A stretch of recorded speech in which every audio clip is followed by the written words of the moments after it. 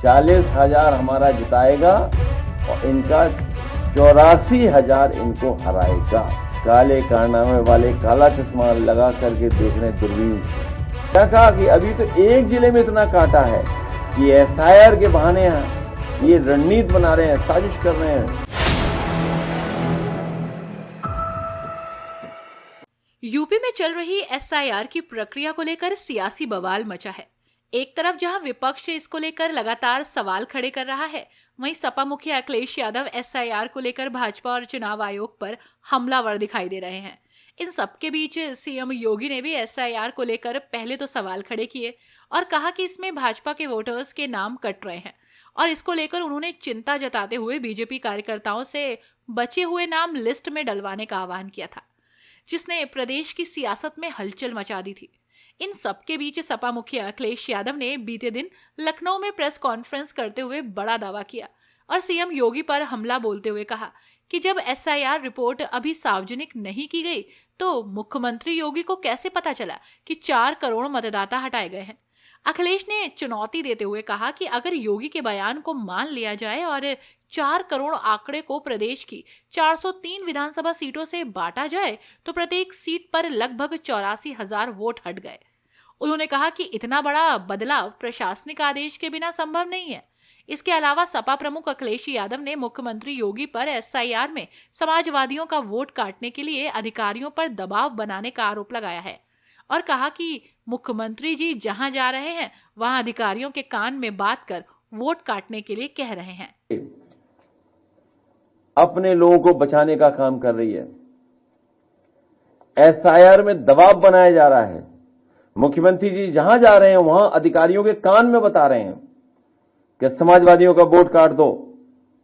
समाजवादी अगर इनके क्योंकि नौकरी रोजगार तो यहां दे नहीं पाए तो बहुत सारे समाजवादी परिवार के लोग विदेशों में हैं, कान में कह के आए हैं मुख्यमंत्री जी कि इनका वोट कटना है, कोई न कोई कमी निकालिए, नोटिस भी मत भेजिए, इनके वोट काटिए।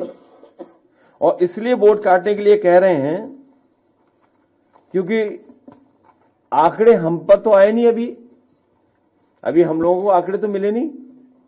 ये मुख्यमंत्री जी को कैसे पता लग गया कि 4 करोड़ उनके वोट कट गए?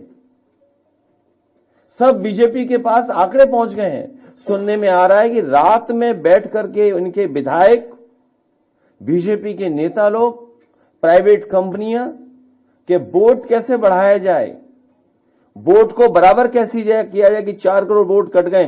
सोचो, मुख्यमंत्री ने स्वीकार किया कि 4 करोड़ वोट उनका कट गया है। उन्हें कैसे पता है उन्हीं का कट गया है? और अगर 4 करोड़ वोट कट गया तो हिसाब किताब हमने लगाया कि 4 करोड़ के वोट को भाग दे दें अगर हम 403 विधानसभाओं से, तो बीजेपी का 84,000 वोट कट गया है। उधर 84,000 हराएगा इन्हें और 40,000 हमारा जिताएगा। 40,000 हमारा जिताएगा और इनका 84,000 इनको हराएगा। और हमारे यहां के तो एक नेता धमकी दे रहे हैं कि दूरबीन से देखेंगे समाजवादी पार्टी को। काले कारनामे वाले काला चश्मा लगा करके देख रहे हैं दूरबीन से। क्या कह रहे हैं कि इतना लाख वोट कट गया। डीएम हमें बता ही नहीं रहे, बताइए आप बताइए। डीएम ने हमें नहीं बताया, उन्हें बता दिया कब? क्या कहा कि अभी तो एक जिले में इतना काटा है, अभी तो 2 जिले में और 2 विधानसभाएं हैं। आदरणीय ममता जी भी यही बात कह रही हैं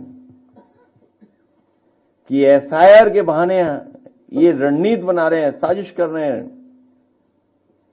कि उन्हें कैसे चुनाव में पीछे किया जाए। तो एसआईआर ये एसआईआर नहीं है, ये एनआरसी है। कल्पना करिए कल एनआरसी हो जाए अगर, तो कौन सा नया कागज मांगेगी सरकार? कौन सा कागज मांगेगी?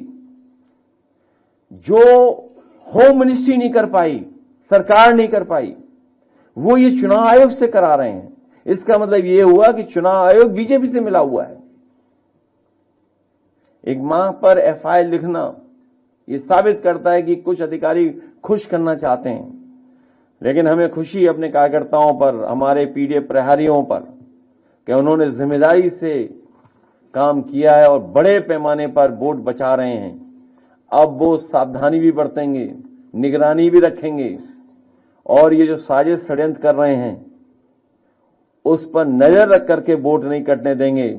और जो साजिश हो रही है कि नोटिस पहुंचे ही नहीं और वोट काट दें हम, अगर कोई स्पेलिंग मिस्टेक है नाम में उससे भी हम वोट काट दें, उससे सावधान होने का काम हमारे जागरूक पीडीए प्रहरी करेंगे। लोक सेवा आयोग में जो घोटाले हो रहे हैं जिसकी आप कल्पना नहीं कर सकते हैं। अभी एड निकला है, सबसे ज्यादा पिछड़ों के साथ धोखा हो रहा है।